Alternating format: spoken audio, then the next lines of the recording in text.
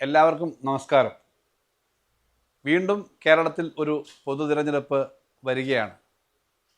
ഈ അസംബ്ലി തെരഞ്ഞെടുപ്പിൽ കൊട്ടാരക്കര അസംബ്ലി നിയോജകമണ്ഡലത്തിൽ നിന്നും എന്നെ വീണ്ടും ഒരു സ്ഥാനാർത്ഥിയായി മത്സരിക്കുന്നതിന് ഇടതുപക്ഷ ജനാധിപത്യ മുന്നണി തീരുമാനിച്ച വിവരം നിങ്ങൾ അറിഞ്ഞിരിക്കുമല്ലോ.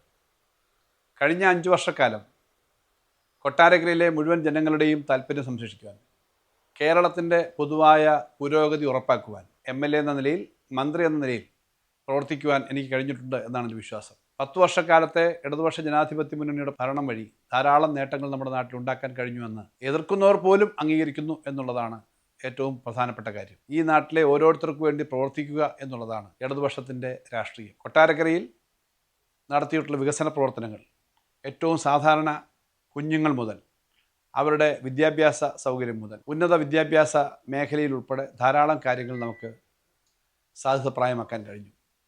ആശുപത്രികൾ, സ്കൂൾ കെട്ടിടങ്ങൾ, നല്ല റോഡുകൾ, പുതിയ ഫാക്ടറികൾ, ഏറ്റവും പുതിയ തൊഴിലവസരങ്ങൾ ഉണ്ടാക്കുന്ന പുതിയ തരത്തിലുള്ള പ്രസ്ഥാനങ്ങളെല്ലാം ജനങ്ങളുടെ ആകെ താല്പര്യത്തിനൊപ്പം നിന്ന് നടപ്പിലാക്കാൻ കഴിഞ്ഞു എന്നുള്ള ആത്മവിശ്വാസമുണ്ട്. സർവോപരി കക്ഷി രാഷ്ട്രീയ ഭേദത്തിന് അതീതമായി എല്ലാവരുടെയും ഒപ്പം എല്ലാ കാര്യങ്ങൾക്കും നിൽക്കാൻ കഴിഞ്ഞു എന്നുള്ള വിശ്വാസവും MLA എന്ന നിലയിൽ എനിക്കുണ്ട്. കൊട്ടാരക്കരയുടെ വിശ്വാസം കാത്തു സൂക്ഷിക്കുക. കേരളത്തിൽ എവിടെ പോയാലും കൊട്ടാരക്കരയുടെ ജനപ്രതിനിധി എന്ന് പറഞ്ഞാൽ വിശ്വാസത്തോടെ നാടിൻ്റെ പുരോഗതിക്ക് വേണ്ടി എന്നും ശക്തമായ നിലപാടുകളോടെ നിൽക്കുന്ന ഒരാളാണ് എന്ന് ഉറപ്പാക്കുവാൻ കഴിഞ്ഞു എന്നുള്ളത് ഏറ്റവും പ്രധാനപ്പെട്ടതാണ്.